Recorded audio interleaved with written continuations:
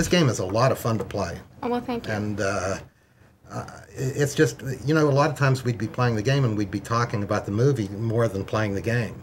Well, some people just read the cards, too. They don't bother playing the game, they just read the cards. It works that way on that level, too, certainly. So, and that's what I was going to say, and that's why Sure. Microsoft picked this up. Oh, really? They had contacted me to provide them content on the Game Zone, which they say is the largest gaming zone on the internet. And so I provide them with content. Well, so all the movie questions there are from this game. And are they going to credit you for that? Or? Mm-hmm. I'll link back to the movie game site, moviegame.com. Well, that's fantastic. That should make more people aware of the game. Oh, certainly. That's the hope. That's definitely the You'll hope. have fun playing this game, and believe me, don't feel put off if you feel, well, I'm not the kind of person that does charades and I don't do those kind of things. This is just a lot of fun to try and mime the characters and get. And again, I wanted to mention this. I'm sorry, I'm going to shift here. The pink ones, I hate them. They're all romance and what we call chick flicks in our game. Chick flicks. And I was going to ask you right before the show, but what strategies have you come up with, or are there strategies in this game? Well, some people had mentioned to me that they, in order to avoid, like you say, the pink square, the previous round, they would answer only enough to get to whatever color would be before it or That's our after game. it. So there is some strategy involved there. When we were sitting here, we knew that if we got 1, 2, 3, we were going to land on the orange spot, so we would much rather get the 2, or that we would never go for that one spot, because the women were all on one team, and we figured if we ever landed on that space, they're just going to steal the points every time. So I'm not sure if you would consider that a high strategy, but it certainly worked in our game. What was the hardest part about this whole process of development? Well, this was actually the first game that ever worked. Prior to this, I had several games, and they were too hard. I guess when you're designing a game, you don't realize that you really need this broad appeal, or, you know. But this worked, and the hardest part really was going to Toy Fair your first time and trying to convince other people to purchase the game. So that's where you take it to Toy Fair? Right, right. Been going to Toy Fair for many years now. And your basic market or the people you're trying to attract here are not just moviegoers, but the general mass market absolutely. that plays party games and so forth. Anybody could learn this game in very few minutes. By the way, the rules are all on this card.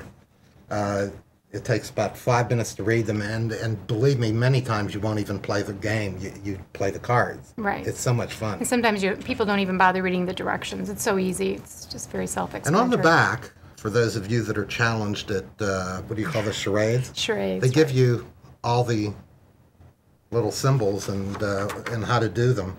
I didn't know some of these, like don't kill your teammate. That was an extra one. That was for amusement, yes. But it needed balance. Yes. And you had an extra space there. I could see that worked. In any case, a lot of fun to play. Are there any other future projects, or is this the first game you've designed? Or Well, this is the first one that actually got put on the market. We did do a kids version, what we call Real Schpeel for Young Stars, because people had asked us about doing a kids version. And some of our retailers wanted the children's version. And what we did with that one, we tried to make it somewhat educational. We threw in some questions about history and geography, but it's just simpler. Any child can play that game. So that one would have more Disney-type movies and movies. Exactly. Willy Wonka. Exactly. Yeah, right. Kids. I watch it all the time. Okay. It's a great movie. Kids' movies are a lot of fun. Yeah. So as far as differences, it's mainly in the types of movies that you have on, and you also try and reinforce some geography and so forth. Yes. Anything when you were designing and working on this that surprised you? I mean, you have a game, you're done, you've play tested it, I assume, and everybody kind of liked it. Absolutely. After all that, people think, well, you're done with your job. What surprised you in the rest of the process of getting the game sold? Well, like most first-time game inventors, you think somebody's going to discover you and discover your game, and it's not quite that easy. So there is a lot of selling. You have to prove yourself for a few years too before. How do you get a store to carry it? I mean, I know you set up a Toy Fair, but how do you get them? How do you convince them that this is something that? I mean, we have a choice of 1,000 games a year, maybe, as a retailer. Well, how do you the make awards yours stand help. up? The Games Magazine Awards, Chicago Tribune Awards. We got play. Unbeknownst to me, we were in several magazines and newspapers. USA Today picked it up. InStyle picked it up.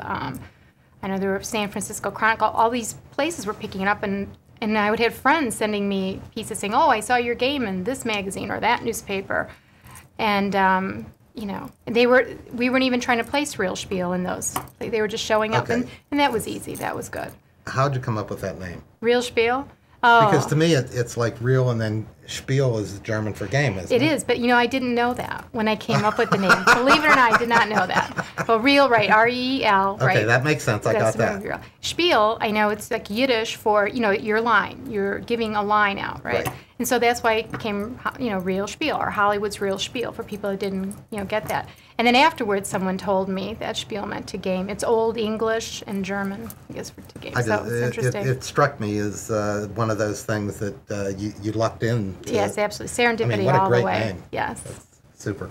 Again, I wish we could have given you a lot more examples of some of the questions and some of the various categories, but they're split up very nicely. The adventure ones work for certain people, and the pink ones work for the weird people. No, the that works for the sex. Romance. Exactly. Okay. And then the comedies, and those are always fun. We had a lot of fun with those. I just think this is the kind of game that when you're sitting around after Thanksgiving dinner, this would just be a great game. You split into two groups, any size. It's a lot of fun to play. I think you'll enjoy it. In any case, Mary, you're the first female that's been on our show. I want to welcome you. What an honor. In that vein, and maybe we can. Well, we're going to be talking shortly about your company, Discover Games, and get to meet you a little better. Okay. So thanks for watching, everyone. Again, the name of the game is Real Schpeel. It is the Real Schpeel. And my name is Bob Schwartz for Mary Couzin. This is the board.